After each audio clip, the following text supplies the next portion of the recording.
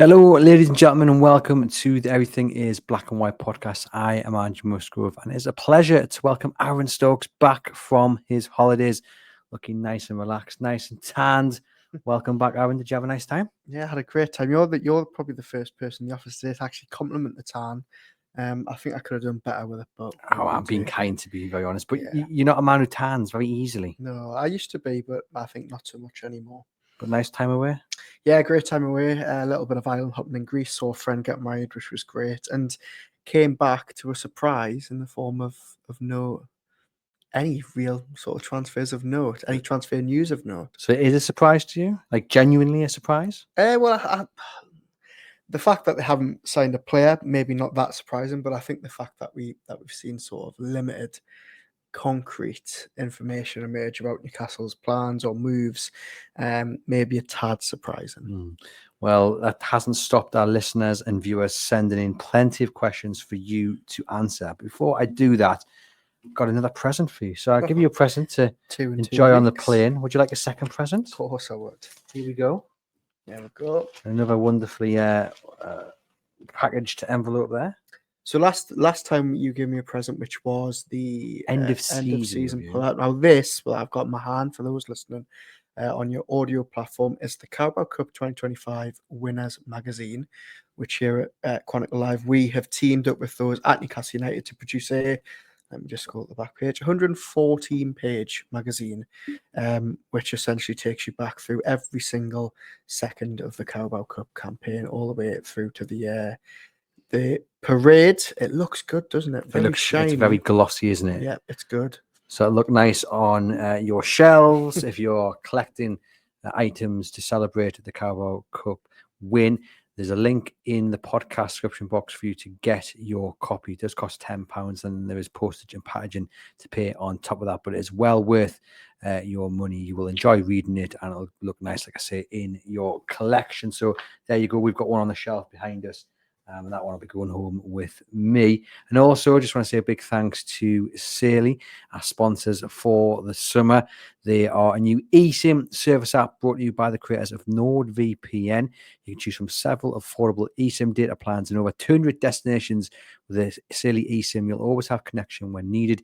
If you've ever been lost abroad or badly needed an internet connection with no Wi-Fi spot in sight, you'll understand what a difference a local SIM card can make. And eSIM provides an internet connection wherever you travel, saves you money on roaming fees. You download the app once and away you go. It's affordable. You can pick between global and regional plans, save yourself time, avoid scams, protect your privacy. You'll save on your own mobile data. There's 24/7 support available as well, which I think is really, really important. So click the link in the podcast description box to get a discounted offer on your eSIM provided by Sealy from the creators of NordVPN. Right, Aaron, shall we dive into the questions that have been sent in? Yeah. And if you ever want to send us any thoughts, any questions, you can do. Just email the EIBW podcast at reachplc.com, and we will get through to your email, and we will share whatever you write in, as long as it's nice. We're going to start with a question from Mark, who says, Aaron, hope you enjoyed your break. My question is regarding other competitors making signings. Are you concerned at all about the lack of transfer activity when it comes to Newcastle United? In short, no. And I think I'm probably going to be in the minority of that one, because every time I go on social media now, it does seem like there's an impending meltdown on the way. Now, look, I understand why fans might be concerned. The window essentially has been open for 2 or 3 weeks now, but I am not concerned. And yes, the clubs are doing business, but it's a long old summer. And I think my message would be the same right now as it was to you a couple of weeks ago. And that is patience is needed. And I have full faith that Newcastle will get the job done. But I can sort of understand the concern as long as it's measured. Eddie Howe spoke about the need for quickness. He wanted things to be done early, and he's always been like that. He likes to get his players in before they head out on whatever preseason tour they're going to go on. This time it's to Asia, to Singapore, and then to South Korea, and there's still a few weeks until obviously they leave Newcastle to head there. But given Eddie Howe's comments at the end of the season, were you in the press conference? You were away at another wedding, I think, because it was after the Everton game. But you know the comments I'm talking about, where he talks about the need to get signs in earlier. Does that kind of validate some of the concern out there? Yeah, look, I do appreciate it, and I think a lot of us, when we heard Eddie Howe make those comments post Everton, did think that there might be something lurking, maybe really, really soon. But I think people have got to factor in that this period coming up is going to be really important because of PSR deadlines and other clubs' ability to spend. The start of July is probably when it will really kick off for other clubs, not just Newcastle. So I do get it, but I just think we've got so long to go in the summer. So many more targets will come and go, and maybe it's just me not wanting to, start pulling my hair out 2 weeks into a long transfer window. Given the thought now that July is the start of July will be the start of things when it comes to transfers, do you think we'll see Newcastle hit the ground running? I mean, 6 weeks ago it was. Do you think we'll see hit the ground running come June the 1st, and it wasn't to be? But do you think as soon as it hits July, that hopefully it's a case of the deals getting done quickly? Well, hopefully, and look, as we've just said, the PSR deadline passing will be huge, not just for the clubs that obviously need to sell like Newcastle did last summer, but also for the clubs that are waiting for the new sort of rolling 3-year period, Newcastle being one of those clubs. So yeah, look, I mean, I can't say for certainty that they're going to kick on the 1st of July. I don't want to do that, since my last prediction on this podcast was that Brian Mbeumo was going to sign for Newcastle 2 days ago, which a friend kindly reminded me of the other day. But yeah, look, I think all things are leading towards maybe a couple of moves in the next couple of days because of those clubs who are struggling, and then next month I think it really kicks on. Now, just before we move on from it, I wrote in an article on the 11th of June to try and give some perspective about Newcastle's summers previous. You've got to think, since Eddie Howe came in, the earliest they've ever done a deal was June 13th, and that was for Lloyd Kelly, who was on a free. That summer, it wouldn't then be until the 2nd of July that they signed someone, and that was John Ruddy. Odysseus Demos came in on the 2nd of July, and then it wasn't until the 8th of August that William Asula joined in. The summer before, it was July 1st when they signed Minter. Then it was July 3rd with Tonali, 23rd of July for Barnes, 8th of August for Livramento. So July and August deals aren't uncommon with Newcastle United. It's very, very rare that they get deals done in June. So again, I think that just maybe backs up my point that I'm not too concerned that they haven't done anything yet. And I guess with regards to other teams, so that question in there from Mark, I suspect he's talking about the likes of Manchester United and Chelsea getting players through the door. I was going to say City, Liverpool. Those were the first two that came to my head, really. But the majority of players that those teams have signed have had release clauses, so they've been out in the open, they've been known about, and it's fair to say that the players Newcastle United are going after, and yes, they liked and quite strongly some of those, Liam Delap, for example, Brian Mbeumo, who of course hasn't moved yet, but looks set for Manchester United. But the point being is that the players that they're in for now, with Anthony Elanga's, your James Trafford's, they don't have those release clauses. So it is down to the art of negotiation, whereas the likes of Manchester United have seized upon the opportunity for Cunha, or Chelsea have seized upon the opportunity for Delap. So a little bit easier when it comes to getting that deal done. Yeah, definitely. And rightly so. I think you've mentioned there players like Cunha, who we sort of know and we're going to go for quite some time. Manchester United have been laying the groundwork for that one for quite a while. I think the only thing, maybe if someone was playing devil's advocate, and I'm sure there'd be a lot of fans that would want to do that because of how frustrated they are, is that Newcastle United, which we're going to talk about, are going in for targets that they've been fond of for a while. Two players you've just mentioned there, James Trafford and Anthony Elanga. So there is maybe a little bit of frustration that the fact that Newcastle have had interest in these players for a while, negotiations have taken place in various forms for a while. But certainly, yeah, as you say, the players that Chelsea, Manchester United, Manchester City have signed have probably been quite easy deals to do. And then you can chuck a load of money at them on their weekly wage as well. Something Newcastle United aren't in a position to do, and that will help get those deals sorted. Now, Alison has emailed in and wants to know about PSR. She says, do you think the fact that we haven't seen Newcastle United spend any money before June the 30th suggests that they are closer to the PSR threshold than previously thought? Look, I think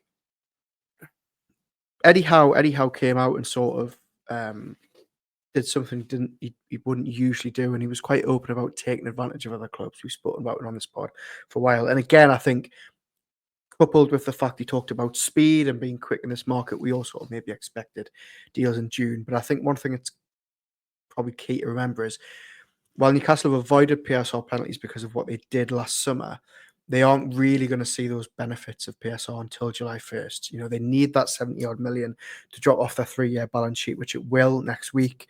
So while, yes, they've been in the clear and everyone's talking about this grand summer they can have compared to last summer and the January before that, I think it's key to remember that actually it's July when we'll probably see Newcastle fully being able to flex their muscles a little bit more.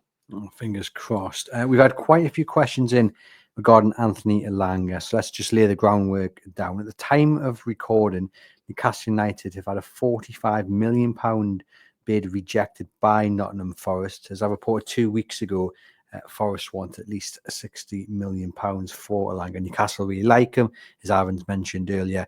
They went in for him last summer with a last-ditch attempt to get him on deadline day. They've gone back in for him, had a bid rejected. The big question, Aaron, is what next? Well, I think what's been quite clear over the last 24 hours is that Newcastle United, while they may have had one bid rejected, are not set or not nailed on to just walk away from this one. There is, talk that they could potentially go back in for another bite of the cherry.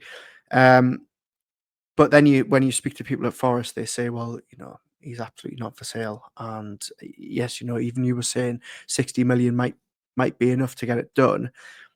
Forest are in absolutely no position that they need to sell. They're clear of PSR. They are obviously building a squad for Europe next season. And I think until Elanga probably says, I want to go, I think it's going to be a tough one for Newcastle to do. The interesting thing for me about Anthony Elanga, and it's something that I mentioned on the podcast a couple of weeks ago, and it still resonates now because of the reaction that we've seen in the last 24 hours is, what is Anthony Elanga's value? Because, some Newcastle United fans thinking, well, let's not even pay 40 million for him. Newcastle at the minute clearly think 45 is probably where they need to be. Forest, as you've said there, 160. And some Forest fans, are talking about 78 million. So it's a puzzler, isn't it? And I think for 60 million, would I be over the moon with Anthony Elanga? I don't know. 45 million, I think I could maybe stomach it a bit better. You'll look at me as if you're about to disagree. I think he's probably worth between 50 and 55 million pounds for various reasons, namely the length on his deal, his age. Forest are in a really strong position, so they hold all the cards. As I said a few weeks ago, this is very much like anybody chasing Alexander Isak. Until the player, as you've mentioned there, knocks on the door and pushes to leave, then the selling club or the club that doesn't want to sell has all the power. I just think he's a very, very talented player, and people look down on him a little bit. I don't understand why. And yes, those figures, £60 million, I think that is too high. But for those saying not even £45 million, I think you're having a laugh, to be quite honest with you. Yes, there's always going to be that Premier League tax. There's always going to be the Saudi tax as well. But this is the market Newcastle United are in. And to be quite honest, I think if Newcastle manage to get this deal done for £50 million, we'll look back on this in 2 years' time and go, wow, great business, because in 2 years' time, he'll be worth 80, 90 million quid. I think for the reasons you've just pointed out there in your answer about Forest not being in the position to sell, I think 50 million, I don't think you're going to get anywhere near him. And while I probably agree that is probably what I would want to pay, I just think a fee of that figure is just not going to even move the dial for Forest. I think I'm hoping that Elanga, in the most politest way possible, goes that kind of one move. And I think that the only thing that would potentially make that happen is the Champions League. If Forest had got Champions League football, then Newcastle, I don't think, would even bother picking up the phone to them and saying we want Elanga. But because they haven't, I think the attraction of that to someone like Elanga and the chance to probably treble his wages, you might say, or at very least double them, double and a half, whatever the right phrase is. I just think the Champions League and missing out on that is the weak link for Forest in their battle to hold out for, in the first instance, not selling them, but then getting 60 million from. And like we say, it probably needs Elanga to push the exit button to get out of Forest. But I think Champions League could be a key factor in all of this. Yeah, look, I mean, Newcastle have got a lot going for them, and they're a very, very attractive prospect and attractive team to join.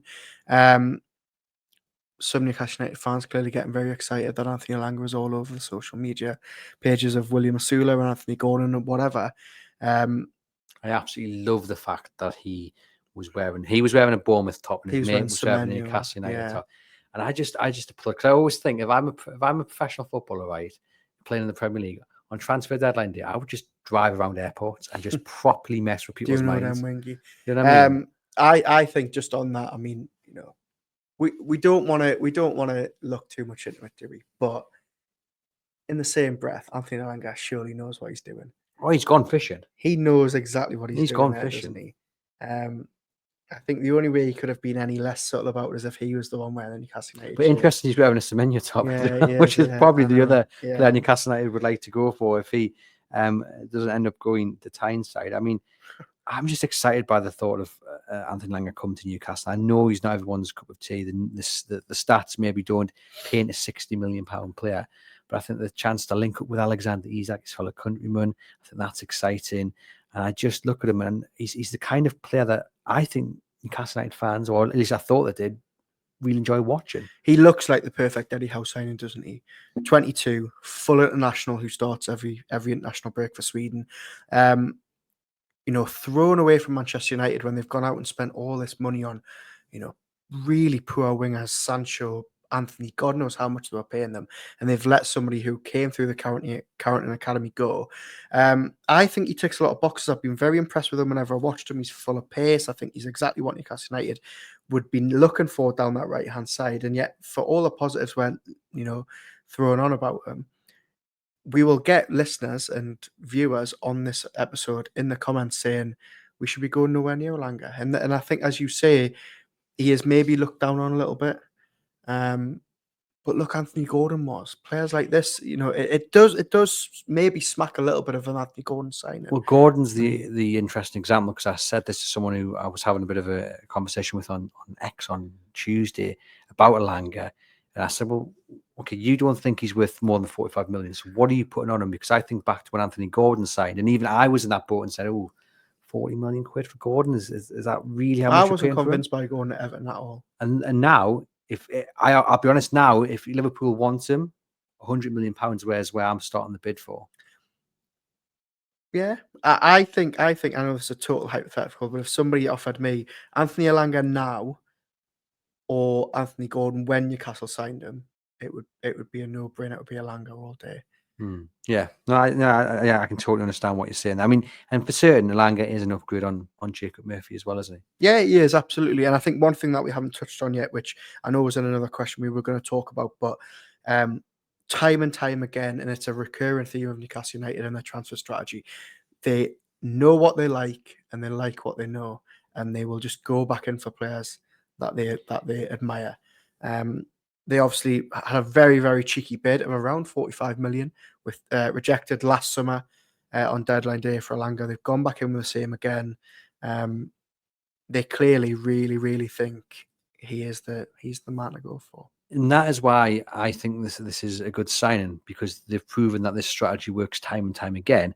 However, we have had a couple of questions over the last few weeks, which raises a few concerns about that approach. I.e., do Newcastle United hang around a player for far too long when it looks likely that they will not move to Tyneside? And is Anthony Elanga alongside Mark Gee sort of becoming into that bracket where maybe we'll look back at the end of the summer?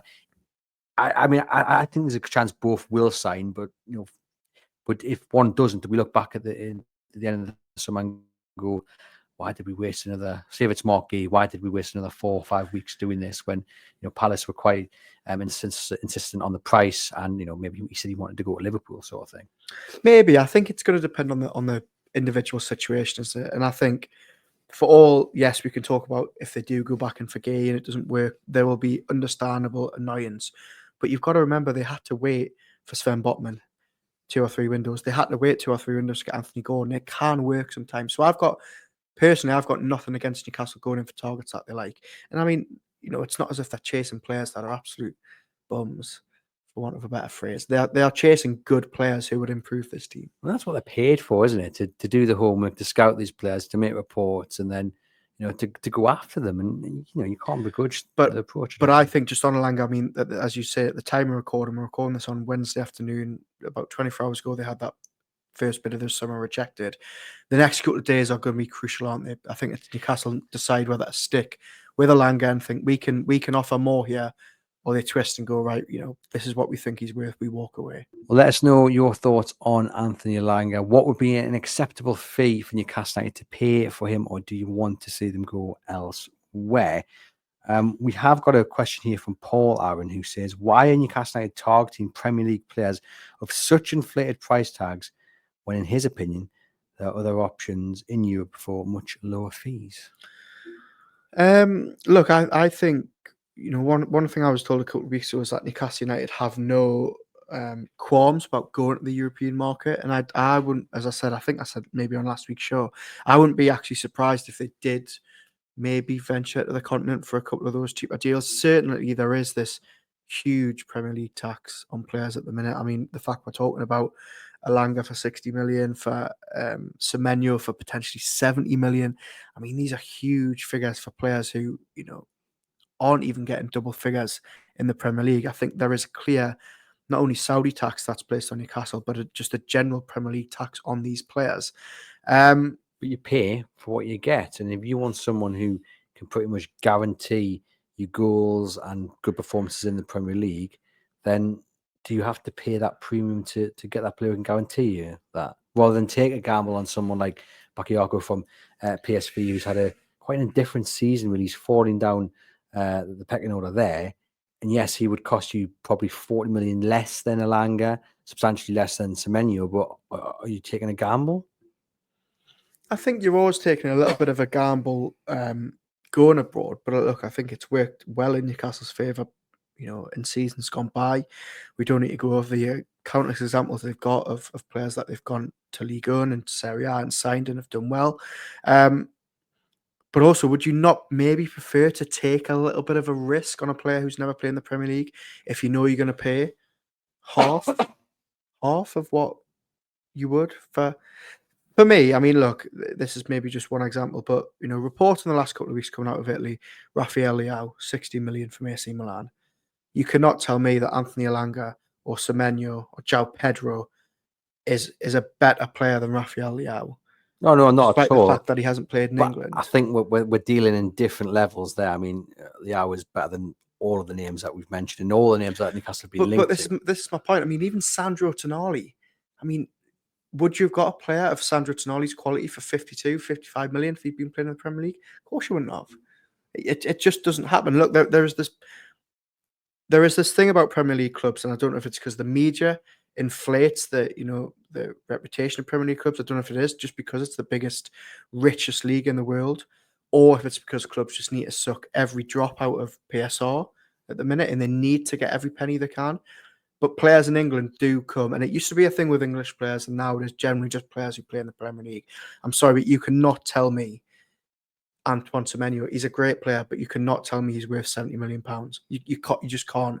So for me, if it was up to me, I'd be going abroad and I'd be taking the punt and I'd be taking the risk. And as I say, I think Newcastle United may well end doing that this summer. I think with Leao it would be a bargain for 60, 70 million pounds.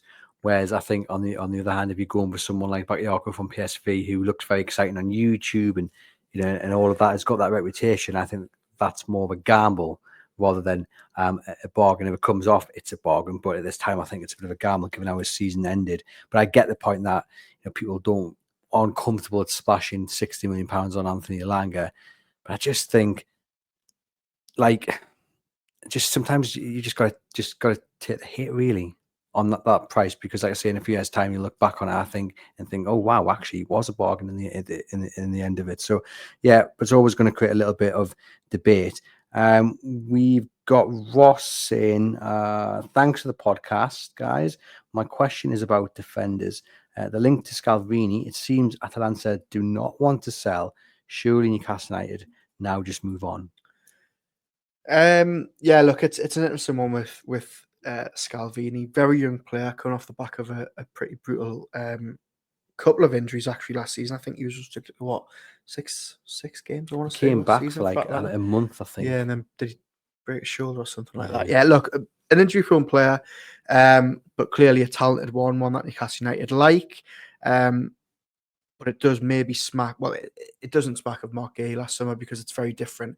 Mark Gay last summer, you got the sense that maybe there was a deal to be done, and Crystal Palace sort of kept moving the goalpost, whereas the Scalvini links were very quickly shut down from Atlanta, who said he is not for sale. Whatever.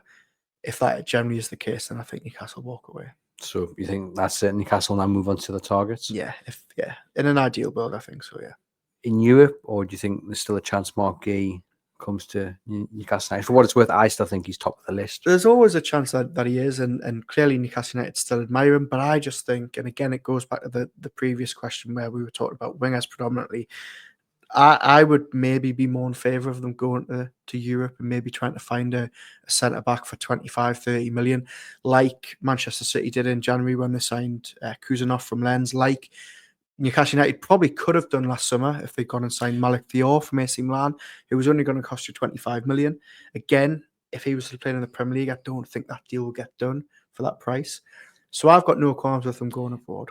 But I imagine if you go and ask Pep Guardiola, based on the first 6 months of Kuznanov's time at Man City, what he'd rather have done and paid 60 million for Mark Gay or splashed 25 or 30 on the chap from Lens. What would he rather have done? Because it didn't go very well. I think Pep would back his decision because he signed a 20-year-old who, by the way, long term looked fantastic. But I mean, in that instance, is that not an example of actually where a club has kind of gambled and actually maybe played a little bit over the top for someone after, what was it, 30 appearances, and he'd impressed. Newcastle win from as well against that player who has got that Premier League quality, England international, very, very good in the top flight, used to the battle, used to the physicality. Yes, he cost maybe double, but you are paying for what you get. But two things on that. There's nothing to say that Kuzanov, who will not come good under Guardiola and has time on his side, and we can't write him off after 6 months, can we? No, not at all. I'm just I do, and I do get your point. It's very valid. But also, Newcastle United have got an aging backline, and I'm not saying Mark Gay falls in that category at all. But maybe now is the 24. Time at 26 or whatever. But now is the time that Newcastle United want young players to come in and be the future.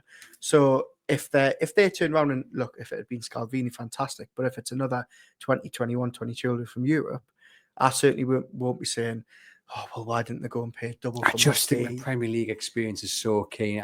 But Sven Botman didn't have Premier League experience. No, I know that. And Bruno Guimaraes didn't have Premier League experience. That. Sandro Tonali didn't have Premier League experience. But I don't think in the two key positions that you need to strengthen this summer, I would like to see at least one of them have, if not Premier League experience, in that proper battling for title, top flight pedigree in Europe somewhere.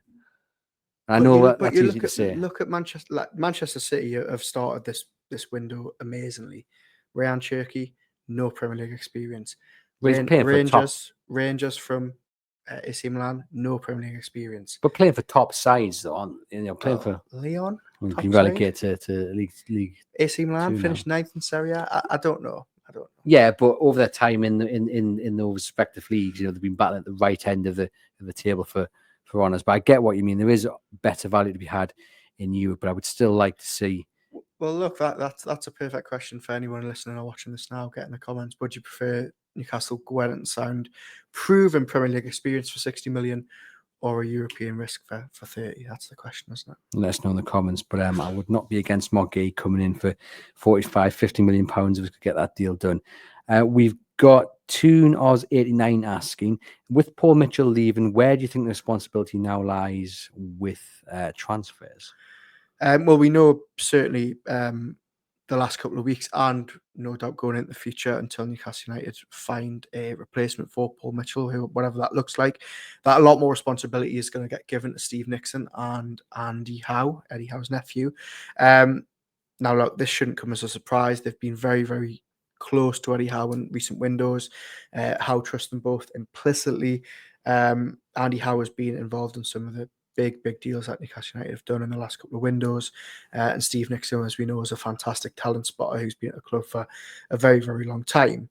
So, yeah, look, I think ultimately it's going to fall to them too. But also it's interesting because, I mean, I know this has predominantly been a transfer related podcast, and everybody thinks Paul Mitchell is the transfer man, which he was, but also, he was across everything at the club, just like Dan Ashworth was. Men's team, women's team, academy, recruitment, medical. So while Nixon and Andy Howe might be taking on more responsibility, there's going to be a lot of different people in the club stepping up across different aspects of it. Do you think it will be a case of all those three working together and singing off the same hymn sheet, or do you think Eddie Howe will maybe encourage them to maybe go against him at times in a positive way? Because I think a lot of people will be wondering, well, actually, those three work so closely together and get on really well. It's proven, but is that always a good thing if you've got no pushback? Yeah, potentially. Look, I mean, they've worked together a long time, and there's always been this question, hasn't there, from the fans certainly, as to who has the final decision, which we know is Eddie Howe. So I'm sure there's probably been pushback from Eddie Howe in the past, where Nixon's probably bought him a player, and he said, "Look, no, that's not for me," and vice versa. When Eddie Howe was maybe been in negotiations with people alongside Mitchell, alongside Ashworth, and has actually said to Eddie, "Look, we're probably paying too much here," or, Forest or Palace probably want too much. So I think there will be that healthy dynamic. I don't think it is just going to be that Eddie's the king and that's it, and they all sort of sing off his hymn sheet. And we've seen in the last couple of windows, certainly since the takeover, that it's been a very fluid system. Staveley was involved in a lot of these deals along with Caducci. It wasn't all, people tasked to specifically be in recruitment. And I think that'll continue beyond this summer. One new signing that has come in is Cordero, and he's impressed for Spain in recent weeks in the under-19s Euro Championships. Any chance that he stays on? No, I don't think so. I would be hugely surprised if he stays. I think the plan has always been sign him, and just like Yankuba Minter, loan him straight out. I think the plan will be let him finish the under-19s with Spain. He'll have a holiday, and then he'll go probably to one of the bigger leagues. And I think they'll try and get him a loan deal to a team that's, one, going to play him, but two, is at a good standard. They've already been burnt with the likes of Volendam and clubs at the bottom of the Eredivisie who are always going to be struggling. You saw how well it worked with Minter for a Feyenoord team that was chasing for the title. And I think they're going to want Cordero to be sort of following in that mould. Hopefully they're not sold on to Brighton. He looks very good. He looks very good. It's exciting to see what the future holds from him. And Newcastle have been linked with South Korean 18-year-old Park Sung-soo, who plays in the League 2 of the K system. He is tipped to sign for Newcastle United. And I mean, more than anything, that's just going to be a very good commercial boost, isn't it? Yeah, very timely signing if it does come off just 2 weeks before Newcastle, 2 or 3 weeks before Newcastle gets set for their first ever visit to South Korea as part of pre-season. Look, he's 18 years old. It does maybe follow the mould of a Cordero signing. Someone who's going to be signed, comes in, and then gets loaned straight out. Certainly, I think Cordero's so much more experienced than he would be. So yeah, that looks like it's going to be one of the same of that ilk.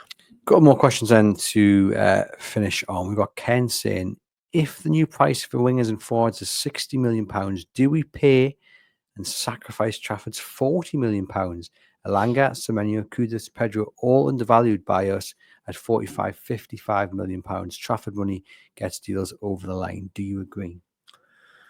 I think if you ask the majority of Newcastle United fans if they would rather have a big, shiny £65 million winger or James Trafford, I think the vast majority say winger. I think probably if you asked Eddie Howe that, he would say the same. There are still probably questions over whether Newcastle United at this stage of their journey need to pay 40 million in a summer where they really need to strengthen their outfield players, whether they need to spend 40 million on James Trafford. And if it was me, I think you probably sacrifice signing him if it means getting a new shiny right winger. I think, as I said on Tuesday's episode, they're probably just thinking what happens next summer if he's had a great season in the Premier League, because we've already been stung by last summer and missing out on him. But other names Ken's mentioned, obviously Elanga, Semenyo, Kudus. We'll not include Pedro in this question because I think he'd be signed more as a forward. But out of those three for the wing, Kudus obviously at West Ham reportedly has got a release clause in the first week of July at £85 million. To me, that even seems a little bit stupid. I think he's an incredibly talented player, but £85 million, Aaron? I wouldn't be paying 85 million British pounds for Mohamed Kudus. Out of those three, who would be your number one pick? Sorry, so Kudus, Elanga, Semenyo. and Semenyo. I would be. I generally think, and I'm not just saying this because Newcastle United have put a bid in for him. I generally think Elanga would be my one of the three. I like Semenyo, I do, but I can't get on board with paying 70 million for him. No, I think Semenyo is very, very exciting, but £70 million is too much for him. And Kudus' numbers don't look. He's a talented player. He did fantastic things in Holland before he came to the Prem. He has clearly been very, very good for West Ham. But again, is he in it? Do you look at him and think he's an £85 million player? No. I just wonder whether he buys into the ethos at Newcastle United and what he likes. Whereas I think Elanga probably fits that bill a little bit better. And we've got a few questions here from John. So thanks to John for getting involved. We did an episode before you went on holiday, Aaron, where we created a starting 11 for Newcastle United, made up of potential realistic summer signings, which was a fantastic episode, if we do say so ourselves. And we had Kyle Walker-Peters down as the left back, because you picked Aina, who's going to sign your contract at Forest. But we did have him down, and he's going to leave on a free now. So we already know the answer to John's question, but he says, would you now take him on a free? Yeah, I would take Kyle Walker-Peters on a free. Again, I don't think it would be a deal that would maybe go down too well among Newcastle United fans. But look, if you're trying to build a squad for the Champions League, you're going to need deals like that. We saw Newcastle United do it last summer with Lloyd Kelly, and sort of lesser so with John Ruddy, obviously. But I think there'll be a lot of Premier League suitors. I'm not saying Newcastle will be one of them, but I think there'll be a lot of Premier League teams thinking that's an absolute no-brainer on a free. Yeah, I agree. John also asks, rumours regarding Jacob Ramsey to Newcastle have gone quiet despite us getting closer to June 30th. Does this mean it's not happening? No, look, I think just because it's gone quiet doesn't mean that it's off the cards. We know, as we've touched on, that Newcastle United like to go back in for targets that they have previously admired, and we know Jacob Ramsey is one of those players who, has been on Newcastle's radar, not just this summer, but last summer and for windows before. The next couple of days after this are going to be absolutely crucial because we know in 5 or 6 days' time, everything changes. Aston Villa, one of those clubs more than anyone really that need to sell. So no, I think at this stage, don't be surprised if later in the month, Later in the week, should I say, in the next couple of days, if it heats back up on Jacob Ramsey. And final question from John to finish then on the episode. We've got news broke about Leon's relegation to League Two. Have you got any players you think the club will target or you would like us to go after? I think they've sold pretty much every one of their big hitters, apart from Fofana, who's been linked to Liverpool and Chelsea. He's predominantly a left winger, can't play on the right, but he favours that left wing, where, of course, Newcastle United are indeed well stocked with Harvey Barnes and Anthony Gordon. But other than Fofana, there's no one really there that I could see Newcastle United picking up. I would have absolutely loved, and it would have been a huge risk. I still think it's a big risk for Manchester City, but I would have absolutely loved Ryan Cherki at the club. I think, he might have his attitude and his mentality problems, but he's such a talented footballer. Fofana is the one I think Newcastle United fans, as you've touched on, would probably want. We've already seen friend of the show, Sam Mulliner, tweeting about him in the last couple of days. He's usually quite a good judge of character. But as you say, they're well stocked at left wing. So, yeah, interesting that one, isn't it, Leon, getting relegated? Especially after John Textor sold the whole Palace, in a hurry, so they could play European football. I mean, they are going to appeal, and he was confident. I think he spoke back in November that he felt they'd cleared the debts. So obviously the French authorities aren't buying that, and they have relegated them down to League Two, which I tell you what, in many ways, and I don't know the ins and outs of this Leon case, I haven't looked at it in depth, but you've got to applaud the authorities, the French football authorities. I mean, that probably makes it sound a lot worse than it is. The French Football League administrators for taking action. Yeah, look, Lyon are such a huge establishment, aren't they? They've been part of the French game for generations. And it isn't often that you see the sort of big guy get punished like that, do you? Maybe we're going to see Manchester City relegated to the Championship. There's a lot of clubs and a lot of debt in the Premier League, and you just think You know, if the Premier League showed a strong hand like they do over in France, then maybe clubs wouldn't get in that mess. Yeah, Manchester United might be in a little bit of bother, mightn't they, if that was the case? Yeah, the rules did change. I'm sure they would. I mean, it's amazing they're getting to spend all this money and they are literally cutting the staff's food. Yeah. Probably half an apple these days. But there we have it, ladies and gents. Let us know in the comments your thoughts on anything we've discussed today. Hit the link in the podcast description box for your discount offer on your Saley eSIM. There's also the link to the Reach PLC shop where you can get your special Cup Winners magazine. Hit like and review on the podcast app. Hit subscribe onto the channel. Hit over to chroniclelive.co.uk. And me and Aaron will see you guys very, very soon.